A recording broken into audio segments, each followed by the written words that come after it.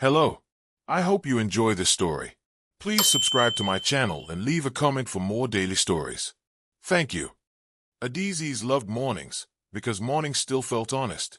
While the city of Port Rose woke in bursts of impatient traffic and gospel radio, her modest duplex on Ebony Crescent warmed slowly with the smell of cinnamon millet porridge and baked plantain. Sunlight filtered through patterned curtains and painted shy mosaics on the tiled kitchen floor. Adaeze's 6-year-old son, Kobe, chased those bright rectangles with a toy helicopter, his laughter ricocheting off the cupboards. Across the counter, Adaeze arranged lunchboxes with the precision of a jeweler. Carrot sticks in one, roasted groundnuts in the other, a note tucked below the napkin that said, "Remember you are loved." They were ordinary gestures, yet they stitched Adaeze together like sequins on Ankara cloth. Years earlier, when she left a secretarial post to build Lush Loom, a small online boutique of heritage print scarves, every coin had felt borrowed from tomorrow. Now orders flowed steadily, and the garage had become a color-struck studio where fabrics danced on dress forms, waiting for the click of her DSLR. She heard the front door open. Adaeze, Dam for short, stepped in from the veranda, already dressed for the investment bank where suits looked pressed by lasers. He kissed Kobe's forehead, muttered a distracted morning, champ, then reached for his travel mug. Adaeze watched him over the kettle's rising steam. His trim beard was flawless, his cologne still her favorite sandalwood, but the smile he offered her barely skimmed the surface of his face before sinking out of sight. "Late call last night?" she asked, trying for lightness. "Global markets never sleep," he replied, scrolling through notifications. The joke used to make her grin. Today it sounded like an autopilot line servers recite at drive-through windows. She slid a slice of papour into his free hand. "Breakfast before caffeine or you will fry those markets."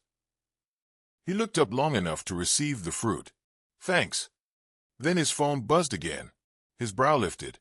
A half-suppressed grin tugged one corner of his mouth, brighter than any smile he had aimed at her all week. Adaeze's pulse pricked. She asked herself if she imagined the warmth in that grin. In marriage, suspicion can feel like mildew. The moment you sense it, you want to fling every curtain wide. "Everything okay?" she asked. Dan pocketed the phone. "Fine. Just an inside joke from the team." He kissed her cheek absently. "Send me the website mock-ups when you can. Client wants a preview." He was gone before she answered. Adaeze rinsed the mug he left behind, listening to the hollow clink echo down the sink. Kobe tugged her dress. "Mum, may I take Mr. Twister to school for show and tell?" Mr. Twister was the battered helicopter, its rotor taped by his father months ago after a crash mission against the sofa. Of course. She brushed her son's hairline. "Remember to shay. The world gives back what you give away." Kobe repeated the mantra, but Adaeze's mind drifted. 2 weeks earlier, Damalur had switched his phone passcode from Kobe's birthday to something new. He never hid it, yet she had always known it. Since the change, he kept the device face down, a subtle choreography that whispered, "Do not look." She told herself marriages evolve. New projects, looming promotions, late-night emails, each could explain his eroding focus. Still, something inside her rattled like coins in an empty purse. That afternoon, she photographed a batch of silk-blended scarves, coaxing color from the late morning light. Normally Dam's absence while she worked felt routine. Today it felt amplified. She lowered the camera. Should she ring him? Ask him to lunch? Instead she texted, "Thinking of you. Made your favorite puff puff for dessert tonight." The typing dots flashed, then vanished. No reply. At school pickup, Kobe yawned into her scarf. "Dad did not come today either," he said. Damalur once visited every other week to read picture books about astronauts. Adaeze squeezed the boy's shoulder. "He will come next time." Evening drew in with violet skies. Dan phoned to announce he would be late. "Model validation meeting," he said. She pictured him in a glass boardroom, neon skyline reflected in windows, colleagues scribbling equations. She believed him, almost. The kitchen clock reached 11 before the garage door finally rumbled. Adaeze sat at the dining table with invoices spread like playing cards. Dam entered, smelling of mint and something floral, not her perfume. He dropped his briefcase and loosened his tie. "Long day," he murmured. She nodded, watching him cross the room. She wanted to ask about the mint, the floral trace, the new joke that lit his eyes that morning. Instead, she said, "Food is in the warmer. I am too tired to chew." He headed upstairs. "Good night." Adaeze returned to her invoices, but the numbers blared. The marital air felt heavy with a word none of them had spoken yet. She closed the laptop. Under the overhead bulb, the empty chair opposite her looked recently abandoned, as if a ghost version of Dam still sat there, gentle and present, waiting for her to tell him about Kobe's show and tell. The silence rang louder than any accusation. At midnight she whispered to the room, "This is not the end," tasting resolve like pepper on her tongue. "It is the beginning." Saturday brought harmonic drills from the neighbor's renovation, but inside Adaeze's studio only the hum of his sewing machine filled the space. She was pinning Kent strips to muslin when Dam's phone, left on a stool while he fetched a hammer from the shed, lit up with a notification banner. A cartoon heart floated beside the name Cleo. The message preview read, "Miss your smile already. Last night was fireworks." Adaeze's lungs forgot how to expand. She did not touch the phone. She stared until the screen dimmed and the banner faded, leaving her reflection tremoring on the black glass. She inspected her own eyes. They looked older than yesterday. Damalaire returned, lifted the phone, and walked toward the spare room. The hammer was a decoy. He had come for the device. Adaeze forced her breathing steady. Confront him now. The urge flared hot, then cooled. Evidence first. Truth without proof was just accusation, and accusations could be buried under charismatic apologies.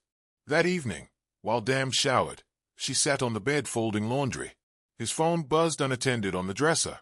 This time she picked it up. Her thumb hovered over the lock screen. He had taught her the new passcode the night his mother fell ill. Her birthday, he claimed. Then he had changed it again. She entered mutual milestones, their wedding date, Kobe's birth time, Dam's staff ID. None worked. She placed the phone down, heart pounding. The shower shut off. She slid a pile of socks over the device, just in time. Dam emerged in steam, humming. "I might fly to Johannesburg next week," he said, toweling his hair. "Client workshop." Johannesburg sounds exciting. Adaeze folded a shirt. Her tone revealed nothing. Sunday afternoon she visited a longtime friend, Ifinanya, a software architect with a love for detective dramas. They sipped Zobo under a patio umbrella while Kobe played with Ife's twins. Adaeze described the messages she had glimpsed. Ife leaned in. "You need digital footprints. Screenshots, call logs, geotags. Men caught in lies morph into angels of semantics. Get receipts." "How?" "Keylogger, cloud sync, whatever. But first, calm your spirit. Rage makes sloppy detectives." That night, Adaeze requested a delivery of clothing labels to the house. While Dam guided the courier through the gate, she opened his laptop, synced his iCloud to her tablet, and enabled message forwarding. Her hands trembled, but determination steered her fingers. She finished before he returned, the laptop exactly as he left it. Within an hour, text streamed to her tablet. Cleo's feed landed like acid, romantic gifts. Mirror selfies in tight dresses captioned, "Do you like this one for Thursday?" Voice notes swirling with laughter that was meant to be Adaeze's role in his life soundtrack. Adaeze listened, cheeks flushed with alternating waves of grief and frost. She stared at a floral shirt she had gifted Dam last Christmas. Cleo wore it in a photograph, oversized on her frame, writing, "Your scent helps me sleep when you are not here." Adaeze nearly hurled the tablet. Instead she swallowed, opened a new notebook, and made columns: date, time, location reference, payment evidence. Her training as a boutique owner, tracking orders, managing logistics, became a weapon. A week passed. Evidence multiplied. She saw that Dam paid Cleo's rent deposit, ordered 2 VIP tickets to a music festival, and scheduled a spa day under his corporate account. Meanwhile, he told Adaeze their household budget was tight due to market volatility. One afternoon, Cleo posted a boomerang video twirling in front of an architectural model identical to Dam's branch office lobby. The timestamp matched when he claimed to be in a middle management brainstorming offsite. Adaeze added the clip to her evidence. During those days, her grief found strange allies. Kobe wandered into the kitchen clutching a family drawing. 3 stick figures, 1 small, 2 tall. The taller male figure floated slightly apart. "Why does Dad laugh more with that lady on his phone?" he asked. His innocence carved Adaeze's heart. She crouched to eye level. Sometimes adults make mistakes that confuse children. It is never your fault. She held him until his breathing steadied. That evening she locked herself in her studio. Rolls of fabric towered like watchful giants while she mapped her strategy. She was not plotting revenge. She was reinforcing her future. She calculated finances, projected worst-case scenarios, contacted her lawyer cousin about custody frameworks, all while Kobe slept under glow-in-the-dark stars that still promised the sky was vast. Dam noticed none of it. He left early, returned late, and when he kissed Adaeze, the gesture felt like elevator music, mechanical courtesy. But his attention drifted each time his phone buzzed. Adaeze could predict the micro-expressions. Eyebrows flicker when Cleo sends a joke. Jaw softens when she sends photos. One cloudy Thursday she received a call from Dam's colleague, Chuck's, placing a bulk order of scarves as corporate gifts. "Congratulations on the Johannesburg promotion," he said. Adaeze paused. "Promotion?" Chuck's laughed. "Dam did not tell you. The whole office knows he aced the leadership panel." Promotion meant raise. Raise meant Dam had lied about volatility.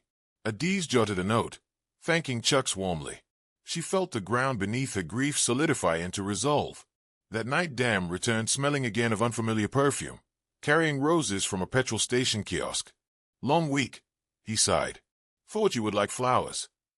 "Thank you," she said, accepting them. She placed the bouquet in a vase, clipped the stems with careful snips that sounded like tiny door latches closing. She did not rage. She did not sob.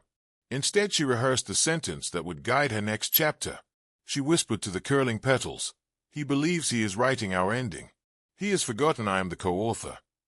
Her reflection in the kitchen window looked calmer than she expected, fierce without fury, like the equator line on a map, and movable and quietly powerful. The next steps were already penciled on her notebook margin. Lawyer meeting Monday. Savings rerouted Tuesday. Mental health session Wednesday. Evidence folder encrypted and backed up thrice. There was no soundtrack, no triumphant drum, only the slow percussion of a woman counting down to her own rebirth. Adaeze stood behind the counter of Lush Loom on a Tuesday gilded by north-facing sunlight. Spools of thread lined the shelves like soldiers in parade blues and ambers. She was pressing a length of indigo-swirled silk when the shop bell rang. The door pushed inward, and with it rolled a perfume cloud bright as neon fruit. The stranger who entered needed no introduction. Adaeze recognized her from the photographs that had flashed across her tablet at midnight. Cleo Mbane wore a scarlet bodycon dress that glimmered as if painted on skin the shade of roasted almond. Her hair coiled in exact spirals, nails carved into stiletto-tipped striped gold. Glossed lips parted in a smile too wide, like a mask fashioned for carnival. Cleo glided to the counter, heels ticking on terrazzo tiles. Adaeze felt the room contract, as if two coordinates on a drawn map had snapped into one impossible point.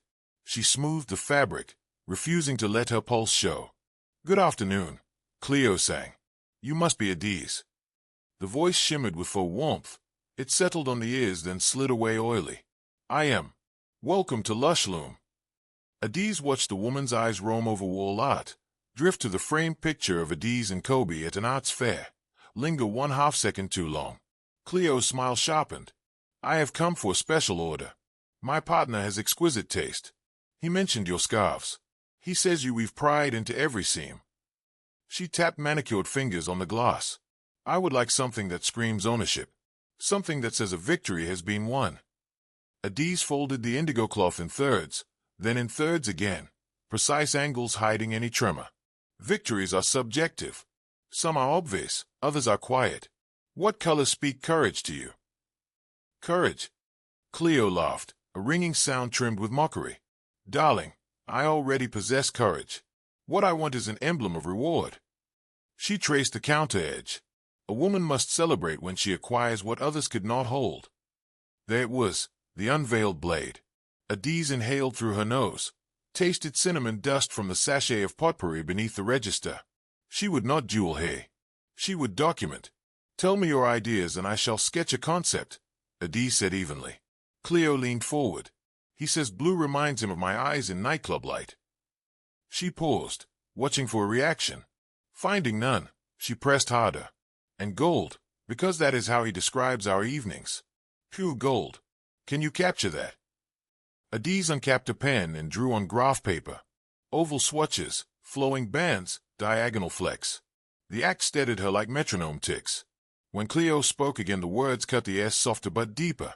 Marriage is a contract written in pencil, she cooed. Anyone can erase it if they press hard enough. Do you not agree? Adaeze lifted her gaze. Pen held mid-stroke. I believe contracts expose the character of those who signed them. Tear the paper and you reveal your own willingness to lose what you promised to protect. Cleo's smile thinned. We all outgrow promises. She flicked a wave at the nearest mannequin. Invoice my assistant. I expect pickup in 48 hours. Adaeze nodded. Of course. She slid the rough sketch across.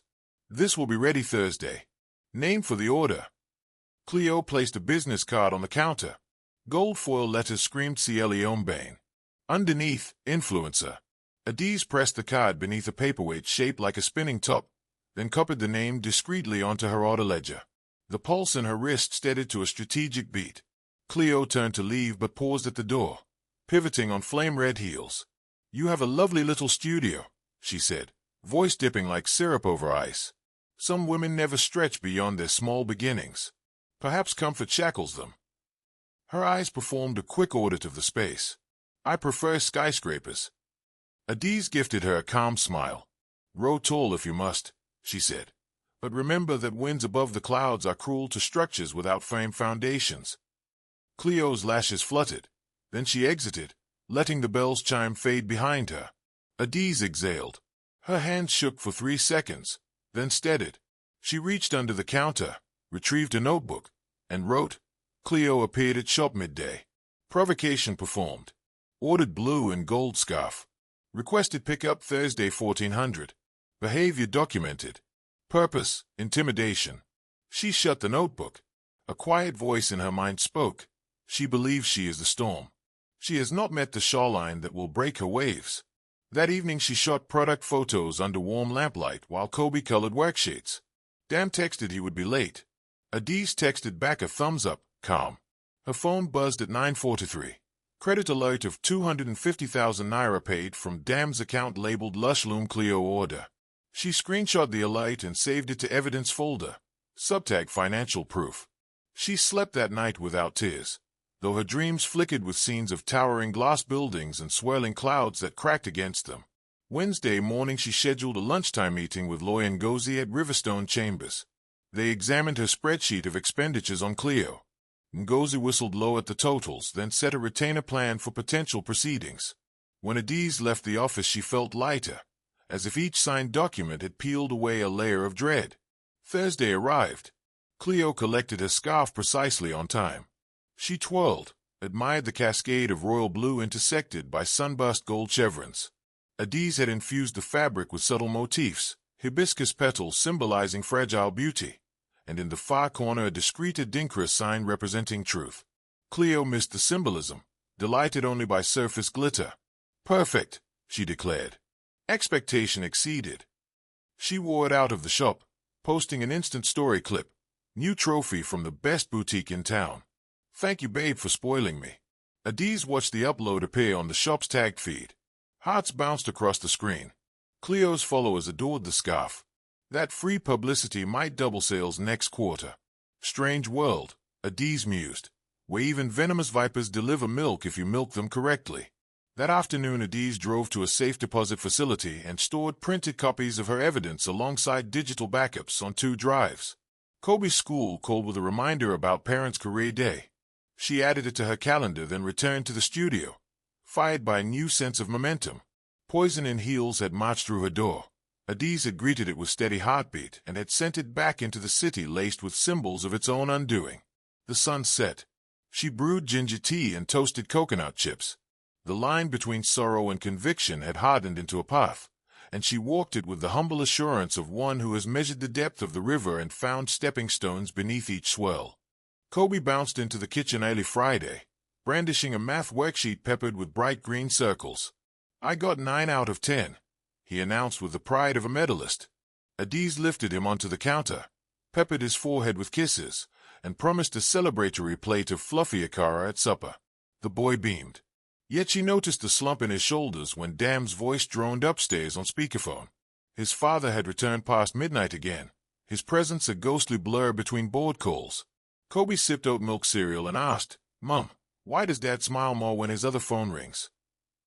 The spoon paused midway to Adaeze's lips. She set it down carefully. "Which other phone?" "The shiny one that sings the techno song." Kobe hummed a riff. Adaeze recognized Cleo's ringtone from the forwarded messages. "He smiles differently with that phone?" she asked. "Very wide. But when he sees me looking, he stops." The child shrugged. "Is she funny, the woman on that phone?" Adaeze sat beside him. Her heart thudded like a gavel. "Listen, Kobe. Grown-ups sometimes talk to friends about things children do not understand. It does not mean they love you any less. Your father loves you always." Kobe nodded, but the crease on his brow deepened. He slid off the stool and patted away. Adaeze pressed her palms to her cheeks. Betrayal had expanded from private corridor into shared living space, leaking beneath doors, staining childhood. That was the tipping point she had dreaded. She opened her laptop and created a new folder, Impact on Child. Into it she saved a voice memo recounting Kobe's question, plus a snapshot of his drawing with the father figure drifting aside. She scheduled an appointment with child psychologist Dr. Adaeze, noted for Monday after school. Saturday dawned with amber haze. Dam suggested a drive to the coastal park. Adaeze agreed. Kobe clapped with excitement. On the highway, Dam chatted about a potential hedge fund acquisition. Adaeze listened, occasionally interjecting polite acknowledgments. She saw him glance at her reflection in the rearview mirror, perhaps weighing the calm in her gaze, perhaps wondering why debates no longer erupted. At the park, Kobe sprinted toward kites. Adaeze filmed him while Dam answered work calls. 30 minutes later, Kobe stumbled, scraping his knee. Adaeze comforted him, while Dam finished his call under a frangipani tree. The small wound needed a plaster. Dam offered to fetch one from the car. He jogged away. His second phone buzzed within his jacket on the picnic mat. Adaeze hesitated only a beat, then picked it up. The passcode screen glowed invitingly. She tried 0310, Cleo's birthday from Cleo's social media profile. The phone unlocked. A tidal wave of chats opened. She scrolled quickly, thumb photographing the screen with her own phone. Messages about last night's rooftop bar, upcoming getaway plans, and padded compliments about Cleo's new video blog. She captured evidence, then locked the phone. Footsteps crunched on gravel. She set it back in the exact spot. Dam arrived with wipes, plaster, and relief etched on his brow. Adaeze thanked him, eyes soft, heart roaring. That evening after Kobe slept, she brewed chamomile and sat across from Dam in the living room. He flicked through channels. She spoke gently. "Kobe asked me today why you smile more at someone on your second phone." The remote paused mid-tap. "Second phone." His voice sought an exit route, the one with the techno ringtone. He exhaled through his nose. "Clients, these. International team." She held his gaze. "Our child is confused." Dam rubbed his jaw. "I will set boundaries." But Adaeze remembered the unseen smile he shared with the screen. She finished her tea, stirred, and said only, "See that you do," then collected cups and went upstairs. Sunday she began a video diary, documenting household moments where Dam drifted emotionally. She avoided melodrama, capturing facts. Dam napping through Kobe's science experiment. Dam forgetting the password to the streaming account he once set up for family movie nights. Each clip placed into evidence folder. Monday afternoon she and Kobe met Dr. Adaeze in a sunlit room smelling of paper and citrus. The psychologist engaged Kobe with puppets, drawing out feelings about divided attention at home. Adaeze observed, cheeks hot with guilt, that her son sat here negotiating adult fractures. Afterward, the psychologist commended Adaeze's proactive step and recommended weekly play sessions. Driving home, Adaeze felt both bruised and determined. She called Ifunanya on hands-free. "He is denting the boy," she said. "I cannot allow that." If his voice thrummed support, "You are already shielding him by shining light on the wound. Keep your documents. Keep evidence. Protect your spirit. Children remember how we make them feel." That night a thunderstorm cracked the city. Power flickered. In candle glow, Adaeze arranged a vision board at her desk. She pinned a photo of a 2-bedroom townhouse near Jasper Academy, her dream school for Kobe. She pinned a clippings printout of a microgrant for female founders. She pinned the word sovereign in bold marker. For each pin she uttered a promise. I will secure a future free from the noise of broken vows. I will raise a son who sees commitment on it in action. I will stand tall inside my own name. She lay in bed later, listening to rainfall drum the roof like distant applause. Dam slept beside her, restless, phone face down, screen pulsing silent notifications. She turned away, whispering prayers for clarity. Morning revealed a calm sky washed clean. Dam had already left by sunrise. On the dining table stood a note, breakfast meeting. Back before dinner. Love you, D. She read it twice. The words love you looked like an autograph someone scribbles on autopilot. She dropped the note into the shredder, one slow feed that hummed finality. She dressed Kobe for school and drove through light traffic, gospel music tumbling from the radio. At the gate he hugged her, then surprised her by kissing her cheek the way Dam used to. Grandma says kisses make love stay, he whispered. Adaeze hugged him tight. Love does stay, she said, when we water it with honesty. She watched him join classmates, shoulders straight. For the first time in weeks, tears pricked her eyes. They were not tears of defeat. They were salt-rich tears that irrigate barren fields before new seeds break ground. She drove to a co-waking hub to meet a venture mentor. The mentor reviewed her growth figures and expressed interest in angel funding. On impulse, Adaeze pitched an expansion. Silk pillowcases, head wraps, sustainable dyes. The mentor smiled broadly, handed her an evaluation sheet, and scheduled a deeper consultation. By evening, a fresh contract sat in her inbox. Lush Loom approved as accessories partner for a cruise line gift shop. Revenue projections tripled. She pulled Kobe into a dance around the living room, both of them laughing under fluorescent lights while outside lightning scribbled silver veins across the clouds. At midnight, she added 2 new tabs on her spreadsheet, mental wellness and business independence. She felt like an architect drawing a bridge over wide dark water. Somewhere down that waterway, Cleo floated on yachts of borrowed coin, thinking the shoreline was hers. Adaeze saw further. She saw the place where tides change. She set her alarm and slid into bed. Dam was still out. He returned near 2 in the morning, footsteps careful, jacket smelling of vanilla musk. Adaeze kept her eyes closed. Steady breaths. But inside her spirit wrote a new line. The hourglass is turning. Sand is draining toward a reckoning. And so chapter 4 closed on a household quiet in darkness, while hidden files glowed within encrypted folders, and a mother hummed lullabies of resolve even as she dreamt. Adaeze Monday dawned with double triumph. The cruise line accessories deal moved from verbal promise to signed memorandum, and her first mentoring session with the venture angel ended with a handshake of genuine respect. Riding that rush, she drove home singing along to a vintage highlife track about destiny favoring diligent hearts. Damilay's car was already in the driveway, which surprised her. He rarely beat her home these days. Inside, she found him setting the dining table with somber care. Candles flickered in crystal holders. Their best china, white porcelain with cobalt rims, gleamed under the pendant lamp. Aromas of garlic butter and thyme drifted from the oven. He turned, smoothing the front of his linen shirt. Thought I would cook, he said. You have been working miracles. You deserve at least a meal. Adaeze hung her bag on the entry hook, studying him. I do appreciate food miracles. She kept her voice pleasant, unwilling to reveal the ledger of injuries she carried like unseen armor. They ate in near silence. Damilay tried small talk about hedge fund outlooks, but she answered with one-word acknowledgments, conserving her energy. Finally he cleared his throat. I know I have been distant, he began. Adaeze set down her fork. That is accurate. He clasped his hands. Pressure at the bank is brutal. New responsibilities. His eyes flicked up, gauging her reaction, then away again. I want us to reset. Maybe a vacation. The Cape Town conference is coming. Partners can bring spouses. The invitation hovered like a helium balloon between them. Adaeze pictured Cleo's lipstick print on conference glassware, pictured flashes of hotel corridors where whispered laughter echoed. She folded her napkin. Cape Town sounds beautiful, she said.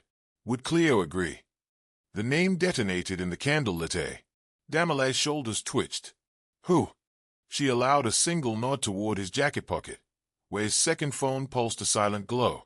That phone rarely leaves your hand. It has a name. Color drained from his cheeks. "You should not snoop." "That is not denial," she replied.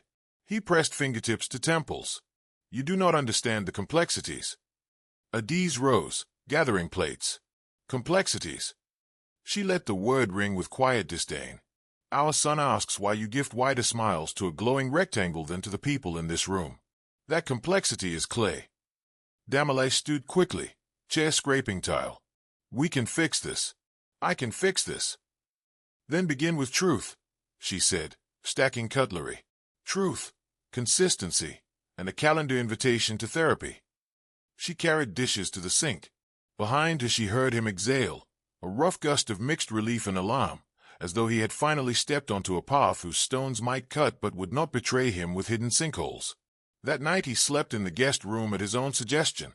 Adaeze lay awake under her quilt, listening to distant thunder and the churn of thoughts. Her phone vibrated at 2 in the morning, an email from the venture angel containing a draft tame sheet. She smiled in the dark. Life kept handing her bricks. She would keep stacking them into walls of opportunity. Tuesday, Adaeze sent mid-morning flowers to her studio, lilies and sunflowers with a note. "I am here and I am learning." She arranged them near the skylight.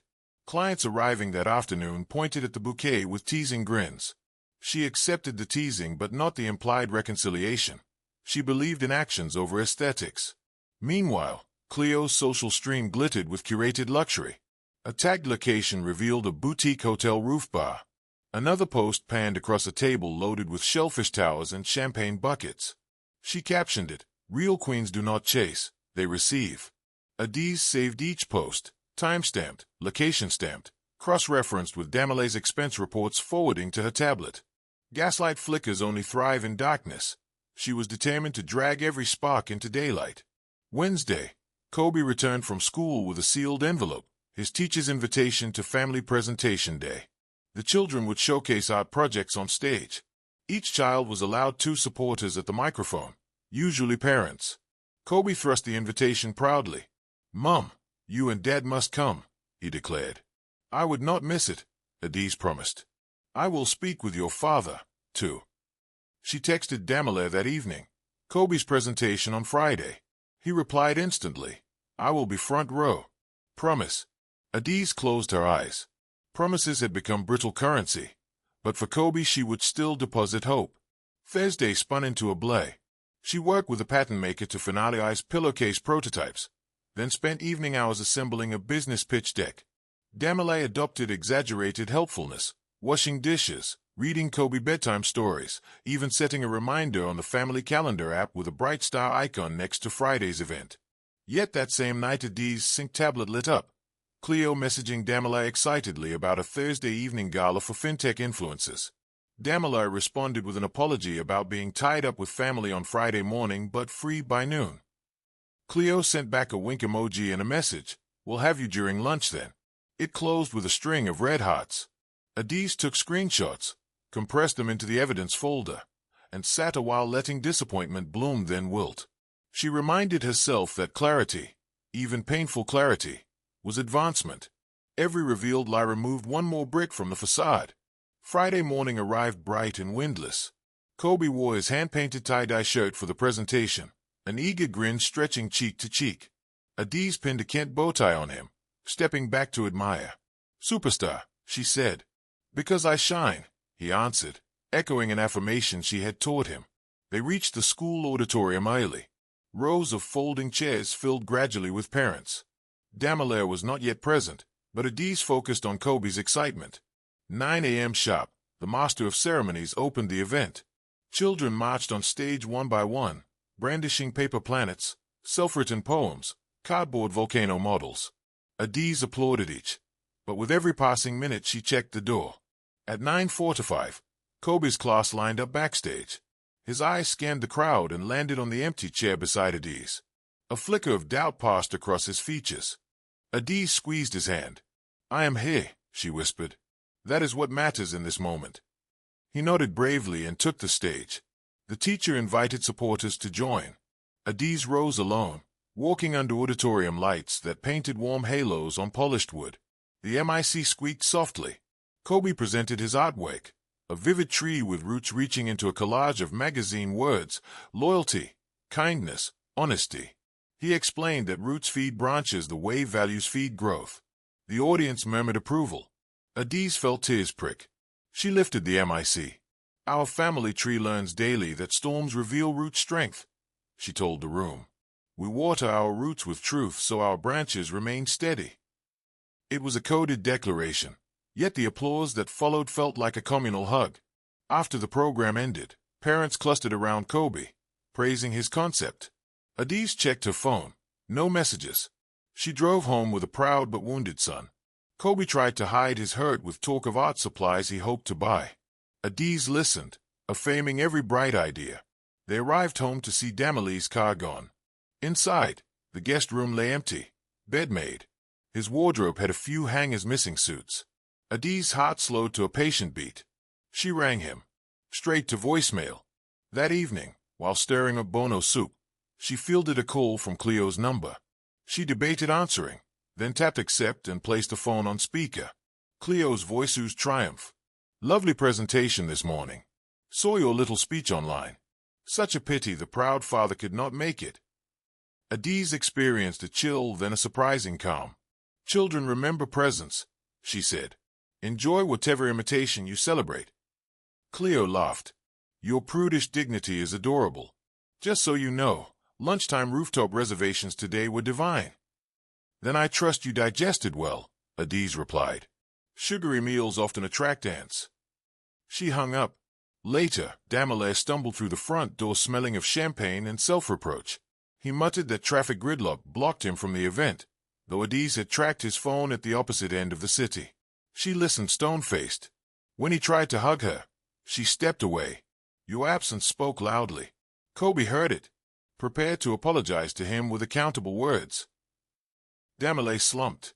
"I do not know how to fix what I keep breaking." Adaeze placed the soup ladle gently on the counter. "Begin by stopping the breakage. Then humble yourself to the builder's guidance." That night Kobe accepted his father's apology with tentative grace. Adaeze watched the interaction with both hope and skepticism. Before dawn she logged onto her bank portal and created a new business savings account in her name only. She arranged an automatic sweep of 20% of incoming Lush Loom revenue into that escape fund. She labeled the account Kingdom Rising. The world outside still sparkled with Cleo's selfies and Damale's blurred attempts at contrition, but Adaeze's internal compass no longer pointed toward salvage. It pointed toward sovereignty. Cleo strode across the marble foyer of Vita Vista luxury apartments 10 days later, high heels cracking like pistol shots. Elegant wall sconces highlighted her gold trench coat and the blue and gold scarf from Lush Loom. Security guards tipped their caps. She returned a regal nod. After all, courtesy was bowing to her ascendance. She pressed the lift button, humming. On her arm dangled a shopping bag with a new clutch from an Italian label, paid for by an unknown purchase order routed through Damale's discretionary expense line. Her phone vibrated, an automated rent notice from the building management app. She scrolled past it. Damale always handled finances. At the penthouse door she paused, expecting the comforting beep of a charge on the smart lock. Instead, the keypad flashed red. She tried again. Failure. A chill crept under her expensive coat. A middle-aged property manager emerged from a stairwell with 2 uniformed guards. "Miss Mbane," he said, voice a practiced mix of apology and firmness. "We delivered notices last week. The lease is terminated effective today." Cleo's jaw slackened. "That is impossible." Mr. Ease renewed the lease. The manager consulted a tablet. Payment bounced. No alternate guarantor responded. "We must ask you to vacate." Chaos swept her composure. She dialed Damale, but the call diverted to voicemail. She left a rant, pacing as the manager allowed her 5 minutes to collect essentials. Inside, the penthouse looked smaller without certainty. She grabbed luxury shoes, a jewelry pouch, a half-bottle of imported perfume. In the bedroom, white orchids he had ordered still stood fresh, mocking her. She scraped petals from stems and stuffed them into a trash bin, breaths jagged. 5 minutes expired. Guards escorted her to the hallway. Tenants watched behind doors ajar, hungry for scandal. Cleo raised her chin, performance ingrained in bone, but humiliation ballooned inside her chest. Down on the curb, She fumbled calling ride hails. Credit card declined. Her social media messages filled with event invites requiring entry fees. She stared at her phone blinking low battery. The world that once adored her glamour now scrolled onward, indifferent. Meanwhile, Adaeze brewed lemongrass tea in her studio. She had just confirmed Lush Loom as supplier for a bridal expo. While organizing swatches, she noticed a direct message request on her business page. From Cleo. The message read, "Where's he? Call me." Adaeze sipped tea before replying. "I am unavailable for your emergencies. Contact the man you celebrated." Cleo fired back a volley of insults that grew frantic then silent when Adaeze declined further engagement. Around sunset, Adaeze showed at Lush Loom unannounced, eyes reddened. Adaeze motioned him to the storage area, away from clients. "She calls non-stop," he said, waving his phone. "Her building evicted her. Payments lapsed while I froze discretionary accounts at the bank. She blames me." Adaeze regarded him. "Did you freeze them or were they flagged by audit?" He deflated. "Audit triggered warnings. Compliance forced my hand. So this is not conscience. This is exposure," Adaeze concluded. He swallowed. "I am losing control." She arranged a stack of finished scarves. Control is an illusion. Integrity is not. She set the scarves into boxes, taping them with measured care. "Kobe and I require stability. Your choices threaten that. Until you anchor yourself in therapy and transparency, we will center our life outside your orbit." Panic widened his eyes. "Do not take my family. Your actions took us already. I am merely repositioning the truth." She handed him a pamphlet for a counseling center, the same one she had checked into for herself. "Appointment booked. Tomorrow. Show up or release any expectation of reconciliation." Adaeze clutched the pamphlet like a lifeline. That night Adaeze updated her lawyer and filed preliminary separation documentation. Not a full divorce petition, yet a protective measure. At dawn she woke Kobe for school, but before the drive she logged onto a real estate app and filtered listings near Jasper Academy.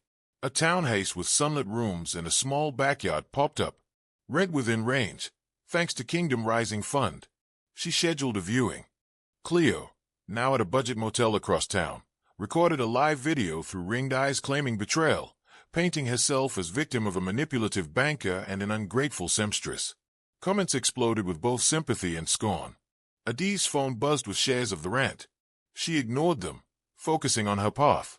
Friday afternoon Adaeze did appear at therapy, seated across from Counselor Mrs. Okonkwo before Adaeze arrived. He confessed to emotional drift, financial impropriety, and identity crisis rooted in chasing status over substance. Adaeze listened, arms folded. Mrs. Okonkwo guided them through a triage plan of individual therapy for him, joint sessions only after measurable progress, daily reflective journaling, digital transparency with timestamped reports. Adaeze nodded vigorously, eyes wet. Adaeze offered no promise, only the acknowledgement that structured effort grants the possibility of gradual trust. Saturday morning she toured the townhouse.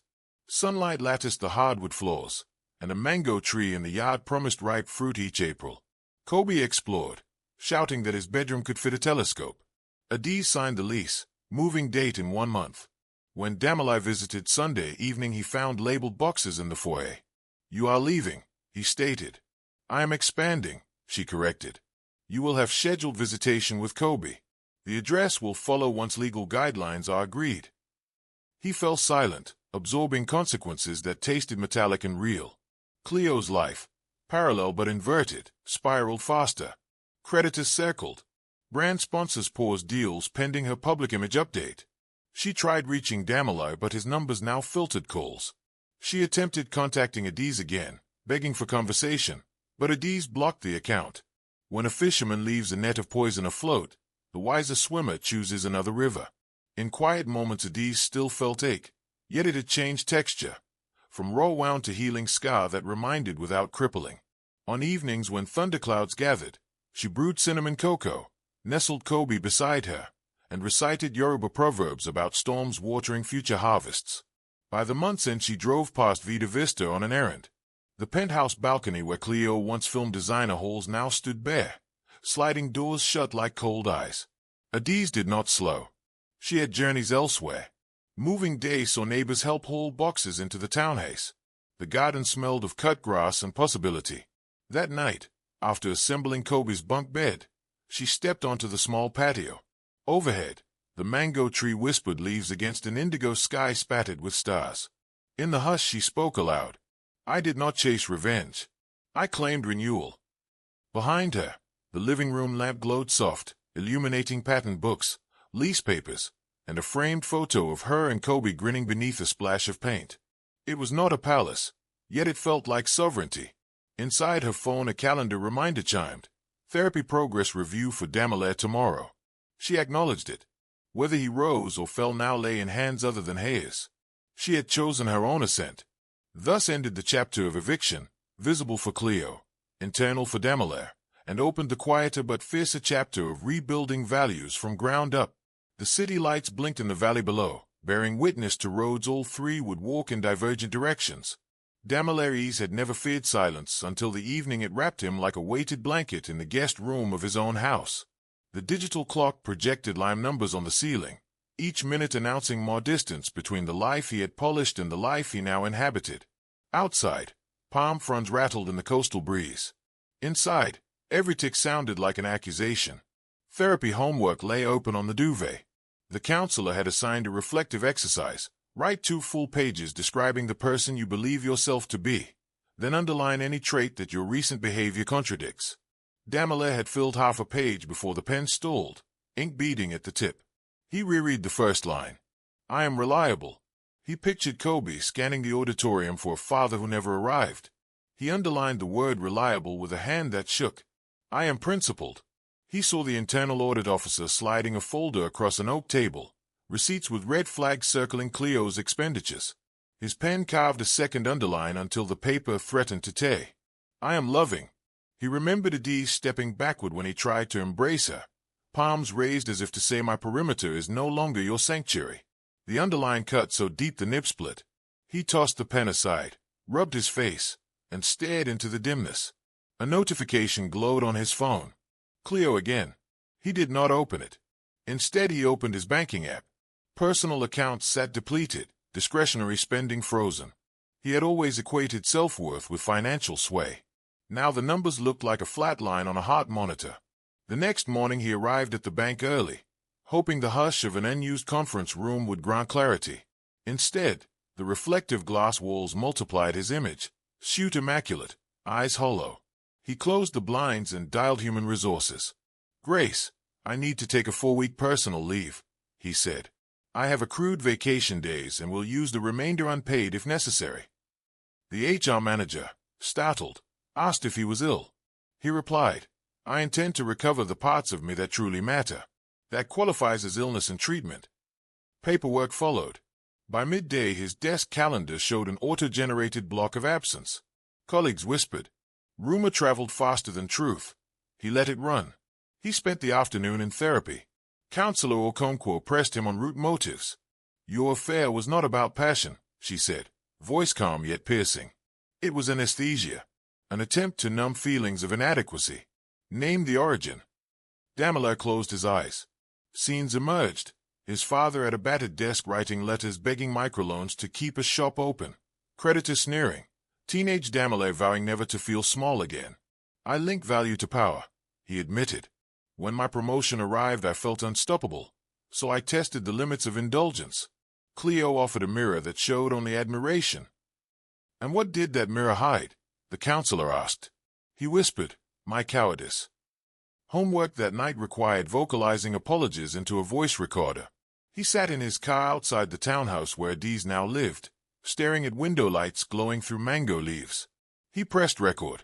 Adaeze, I betrayed your trust because I feared confronting my own stunted growth. I sought validation elsewhere instead of nurturing the garden we planted. I am sorry. His voice cracked, but he continued. Kobe, I missed your moment on stage. I broke a promise. I am sorry. He stopped, chest heaving. The sincerity felt like stepping barefoot onto nails. Yet he understood this pain was necessary. He emailed the audio to Adaeze with the subject line. No reply expected. Accountability log. Inside the townhouse, Adaeze was drafting her export pitch. When the email arrived, she hesitated, then pressed play. She listened once, then again. The apology did not seduce. It resonated with a weight she could not dismiss. She saved the file in a new folder labeled Restoration Attempts. The next day, Adaeze joined a men's integrity support group recommended by the counselor. 10 men, circle of folding chairs, no pretense. Story spilled of ego, addiction, double lives. Adaeze spoke last, voice shaking but steadying as he confessed. Afterward, a mentor named Ernest, gray-bearded and gentle, clasped his shoulder. Shame thrives in secrecy, Ernest said. Drag it into daylight until it shrivels. Adaeze drove home thinking about daylight. For years he had curated shade, tinted car windows, private elevators, concealed spending. Shade fostered mold. Meanwhile, Cleo faced a different glare. Tabloids leaked details of the eviction. Brands paused partnerships. She broadcast apology videos that mixed tears with blame, but algorithms favored outrage over contrition. Her follow account plunged. She sent Adaeze frantic messages promising fresh starts. He blocked her. One Tuesday he approached the old duplex to pick up Kobe for their first court-approved visitation. Adaeze opened the door. She wore a teal wrap dress, hair in a simple bun, eyes watchful yet not hostile. Kobe will be ready in a minute, she said. Thank you.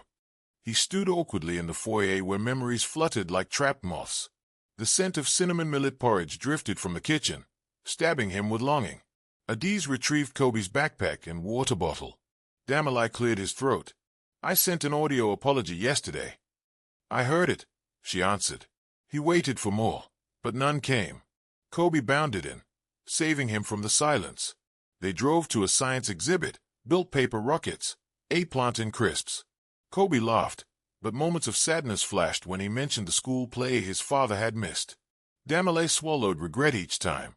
At drop-off he knelt. I will not miss another presentation, he said, meeting his son's eyes.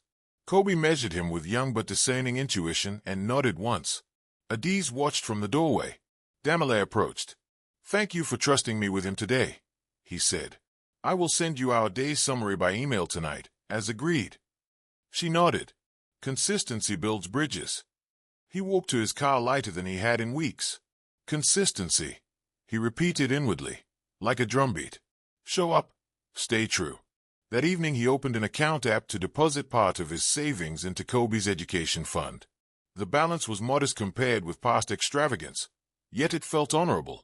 At therapy later that week, Counselor Okonkwo asked him to envision the man he wanted Kobe to describe 10 years from now. Adaeze said, a man who keeps promises even when no one is looking. The counselor smiled. Make that your compass. He sold his luxury watch, the one Cleo had flaunted in stories, and donated half the proceeds to an organization for single mothers. He mailed the receipt copy to Adaeze. No reply retained, but silence no longer felt punitive. It felt like an open page on which future trust might someday be written. Wyke remained. He drafted a confession letter to his bank's ethics committee, detailing expense misuse and agreeing to restitution. The committee placed him on a probation program rather than immediate termination, citing voluntary disclosure. For the first time he felt relief rather than dread when an email carried the compliance header. Late one night he visited his parents' rural home, bringing groceries and humility. His father, now retired and fragile, listened to the recounting of mistakes. Instead of scolding, the elder man patted his son's shoulder. When a farmer finds termites in the yam barn, he said, he does not burn the field. He chases the termites and inspects every yam for damage. Do the inspecting, my son. Adaeze wept quietly, feeling both small and hopeful. Returning to the city, he passed a billboard for Lush Loom's new pillowcase line. Adaeze's logo shimmered in dawn light. Pride swelled, tinged with bittersweet knowledge that her success had grown even while he had withered. His role now was to cheer from whatever distance she allowed. 1 month into leave, his counselor signed off on progress notes. She invited Adaeze to a joint session to assess boundaries. Adaeze agreed under the condition that discussion focus on co-parenting goals, not romance. Adaeze accepted.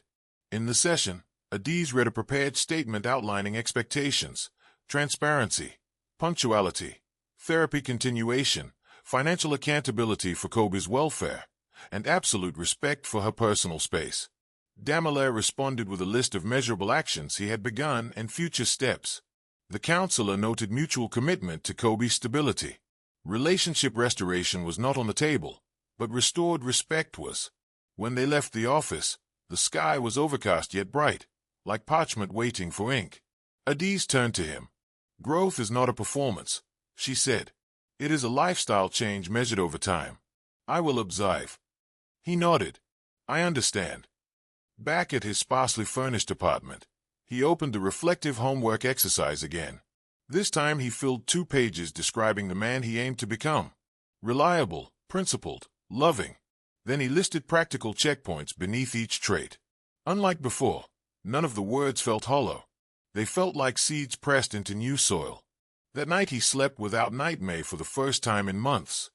Saturday's sunshine bounced off the townhouse windows where Adaeze was hosting a small launch party for her pillowcase collection. The living room had been transformed into a mini showroom, ivory boards propped with fabric samples, a projector looping a short brand film, trays of Zobo mocktails on a sideboard.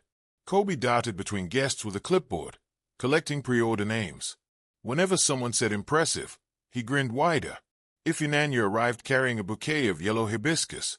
"Your new headquarters smells like prosperity," she teased. Adaeze laughed, accepting the flowers.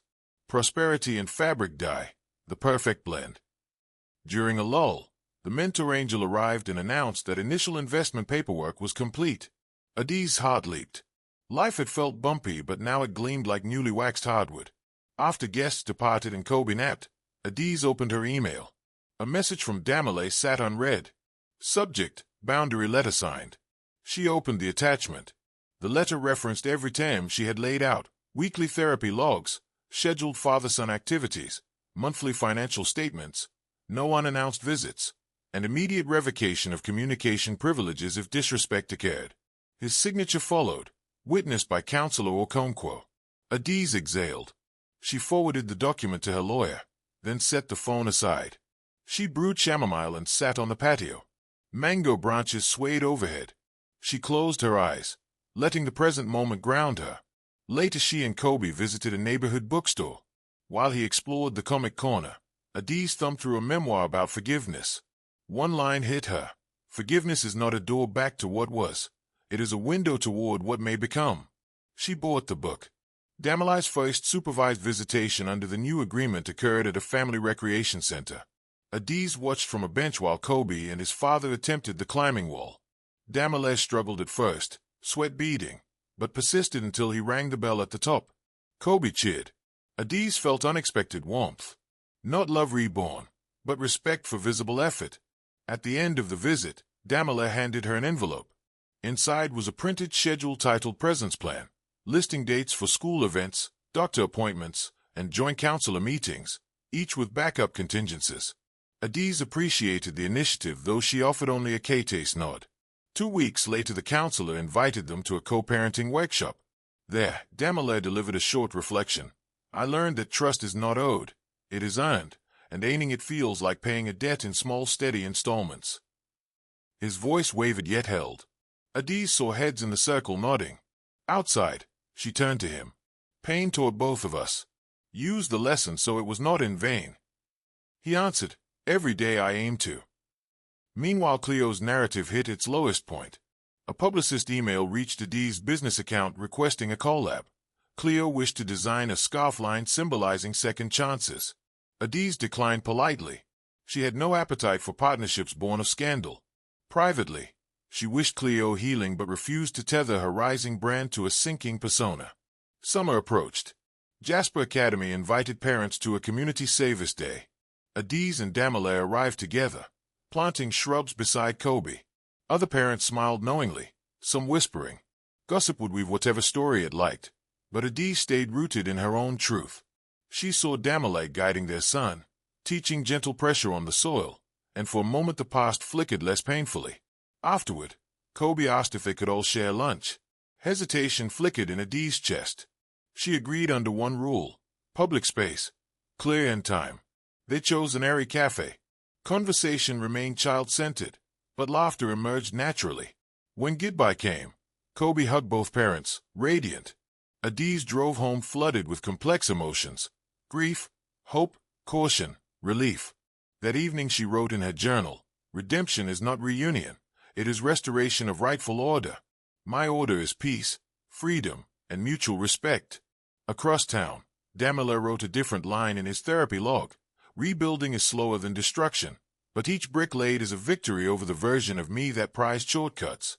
A month later, Counselor Okonkwo proposed a milestone review. Adaeze prepared a reflection letter. In it she acknowledged Damele's consistency, but reiterated that emotional intimacy would remain paused until a full year of pattern stability. She closed, "Family is a garden. We share the duty of weeding. Romance is a flower. Only time will show if its seed survived the storm." The counselor read the letter aloud during session. Damele listened, eyes moist. He replied, "A flower cannot demand blooming. I will water the soil and accept what grows." Adaeze felt a weight lift. The terms of redemption had been spoken, signed, and now lived. Driving home, she glanced in the rearview mirror at Kobe humming along to a folk song. She smiled. In that reflection, she saw not just a mother, but a sovereign architect of her own kingdom, steering through streets where past pain no longer held the wheel. 2 days later, Adaeze received final approval for her export loan. She signed celebratory documents with a pen that glittered gold under office lights. On impulse, she sent a photo of the signed contract to Damele with a simple caption, "Progress Report." He replied, "Proud of you, truly." She felt no tug of romantic yearning, only a steady satisfaction that two grown hearts could now applaud each other from respectful distances. As the quarter ended, Lush Loom's numbers doubled. Angel investors scheduled a press release. Adaeze considered what outfit to wear for the photo shoot and decided on a teal jumpsuit, bold, unapologetic, hers. On the morning of the shoot, she found a small package at her door. Inside lay a fountain pen engraved with the words "Build fearlessly." The note read, "For the author of her own narrative. Congratulations, D." She traced the engraving, then set the gift on her desk. She would use it, not because she needed an emblem from him, but because the words resonated. That afternoon cameras flashed, and she smiled with genuine brightness, remembering every night she had sat alone cataloging evidence, every day she stitched fabric while stitching her spirit. Now the world would see only the finished garment, but she would always feel the seams. As the sun dipped, she returned home, stepping onto the patio. Mango leaves rustled like soft applause. She opened her journal with the new pen and wrote, "The terms are clay. Redemption is his journey. My journey is evolution." She closed the journal, breathing the early evening air rich with jasmine. Tomorrow awaited, and she would step into it carrying lessons, boundaries, and a heart not merely healed but entirely redefined. The rainy season arrived early, throwing curtains of water across Port Rose and rattling zinc rooftops like war drums. Cleo Mbane felt the drums in her bones. She spent mornings scrolling social feeds that no longer loved her and nights rehearsing comeback speeches in front of a cloudy motel mirror. Her reflection had dimmed. Contour powder could not hide sleepless hollows under her eyes. Creditors telephoned hourly. A boutique gym revoked her membership. Brands that once begged for her glossy endorsement now ghosted her. Worried she had become a cautionary meme floating in algorithm exile. Cleo imagined herself drowning in a digital tide, gasping for relevance. One wet Wednesday she decided on a final gamble. She shelved pride, dressed in a charcoal blazer over a silver slip dress, and ordered a rideshare to Damele's bank. Rain streaked the window like melting barcode lines, and she tracked each droplet like seconds draining from an hourglass. At reception she flashed a practiced smile, but the guard recognized her from tabloid snapshots. The smile shrank. "Appointment?" he asked, unimpressed. "Tell Mr. Ease that Cleo is here. It is urgent." He phoned upstairs. Minutes slugged by. Finally he covered the receiver. "He will meet you in the front lobby." Damele emerged holding an umbrella, tie loosened, face guarded. Cleo's stomach tightened. His suit had always emboldened her. Today she saw no rescue boat in that fabric, only boundaries. They stepped outside to a sheltered bench. Rain hammered the awning above. "Why are you here?" he asked quietly. "Because the narrative people spin about me is destroying my work," she said. "You cut me off. Sponsors walk away. Trolls carve my name into jokes. I need assistance, at least an explanation I can publicly frame." Damele inhaled, water misting his spectacles. What explanation do you want? That I used company funds to bankroll illusions neither of us could sustain. Everyone shapes illusions, she retorted. You built a marriage brand, yet your wife did not satisfy you. His eyes narrowed. Stop there. The failure was mine, not hers. I broke vows and misused resources. No one owes you restoration. Cleo's veneer cracked. You promised to move me into that Harbor Heights condo. You said we would travel, build a lifestyle channel. And I promised my son I would attend his school presentation, he said, voice flat. I broke both promises. One I intend to repair. The other was never grounded in honor. She shivered as wind sneaked under the awning. So I lose everything. Just like that. You lost nothing you earned yourself, he answered. You leveraged proximity for benefits. When the source shifted, the benefits evaporated. Cleo's throat burned. I loved you. He shook his head slowly. You loved reflection, glinting gold until the truth tarnished it. She reached for his wrist. He stepped back, rain-spotting his sleeves. I hope you rebuild honestly, he said. But your crown was forged from borrowed metal. It melted. Tears mingled with drizzle on her cheeks. She turned away, heels splashing through puddles, each step echoing like a gavel. Inside the bank, Damele leaned against a column, exhaling. He felt sorrow, yes, but not temptation. The mirror Cleo once offered him now showed only his own unfinished reconstruction. That evening he recorded a voice update for Counselor Okonkwo, detailing the encounter and his boundaries. He emailed the file to Adaeze as part of their transparency log. Adaeze listened while hemming a sample robe for the cruise line order. She felt an ache for every wounded soul entangled in this mess, including Cleo. But empathy did not blur her clarity. She wrote back, thank you for the update. Maintain the boundary. 3 days later the city hosted the annual Rosebloom Fund Gala, a philanthropic spectacle where high society gathered under chandeliers to outbid one another on art and virtue. Lush Loom had donated a capsule collection, and Adaeze was invited as honored artisan. She arrived in her teal jumpsuit, billed fearlessly pen tucked like a talisman in her clutch. Across the hall whispers trailed her, rumors of her marital storm, her rising brand, her composure.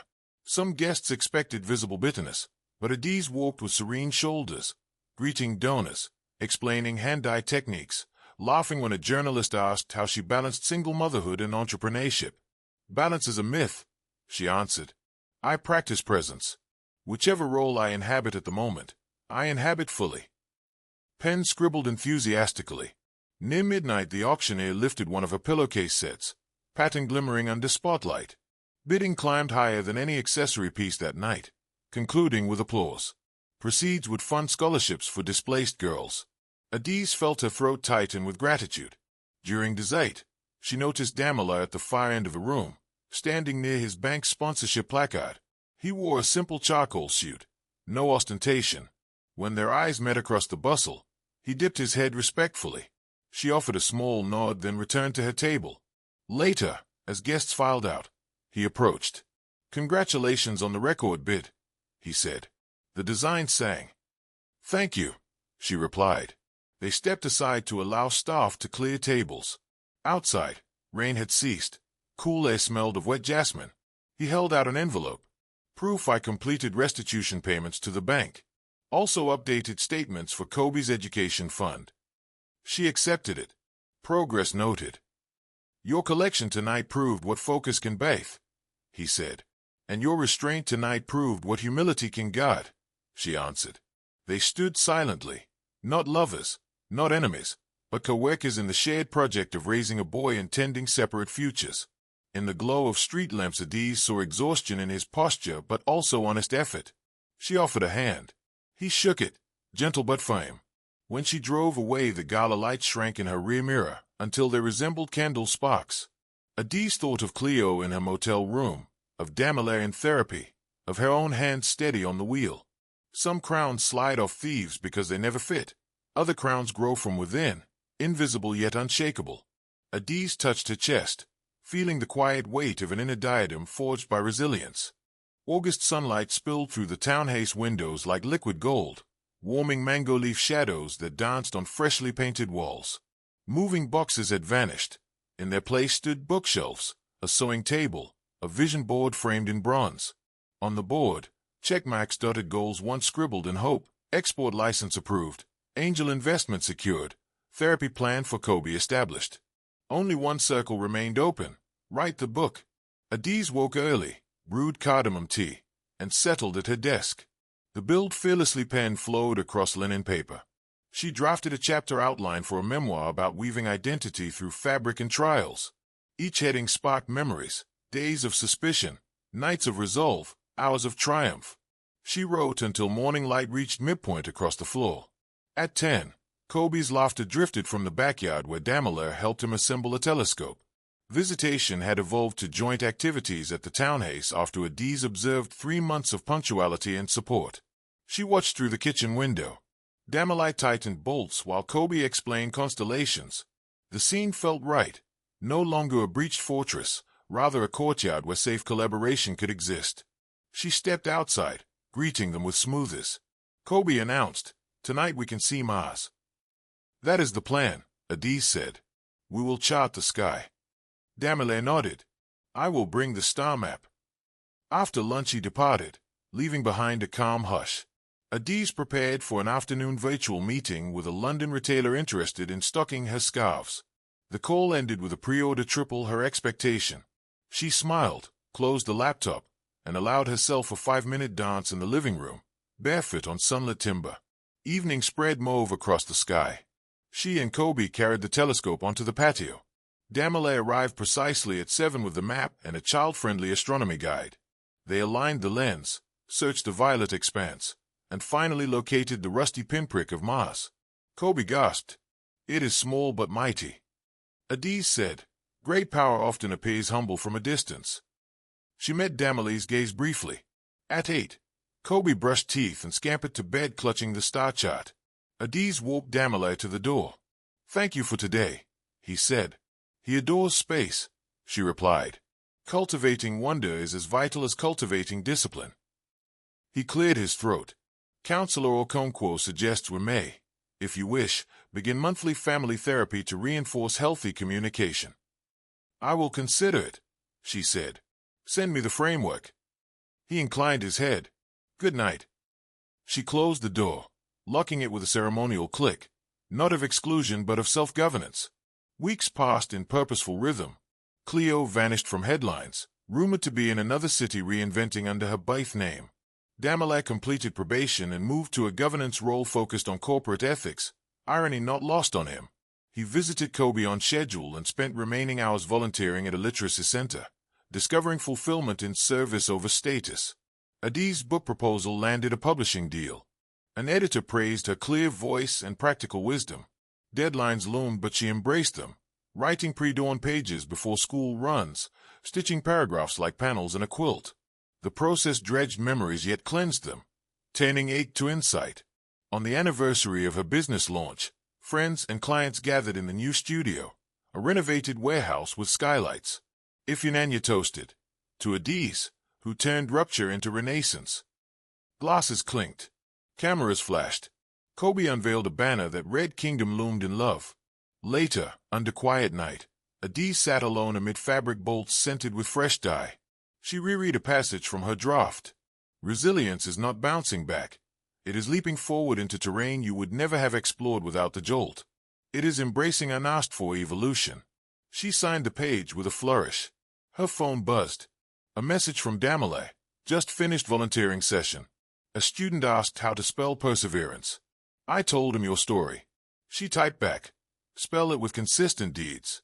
Then she tucked the phone away. Outside, crickets stitched lullabies through warm air. She turned off the studio lights, leaving a single desk lamp glowing, an ember of promise for tomorrow's work. Before sleep she walked through each room of the townhouse, touching walls, inhaling the scent of paint and possibility. In Kobe's room she pulled the blanket over his shoulders. He murmured drowsily, "Mum, stars look brighter here." "They look brighter because we are looking up," she whispered. In her own room she opened the window. A breeze lifted the curtains like wings, brushing her face. She pictured her life as a garden inside high stone walls she had built not to imprison but to protect growth. Outside those walls storms would still rage, but inside she had cultivated fruit, shade, and laughter. She knelt by the bed and spoke a quiet affirmation. I release the past, honor the lesson, and welcome the dawn. At first, light mango leaves rustled with applause from invisible hands. Adaeze rose, heart steady, footsteps sure. She had become the woman who lets disappointments pass like shadows yet stands firm in sunlight. The woman whose kingdom needs no stolen crown, because her throne is carved from self-respect, her scepter from vision, her anthem from the voices she lifts. No envy for the mistress who grasped hollow treasure. No chains from the vows a husband broke. Only evolution, alive and unafraid. And so the story closed not on revenge, but on the quiet majesty of a life rebuilt, brick by deliberate brick, until even regret found no room within its walls.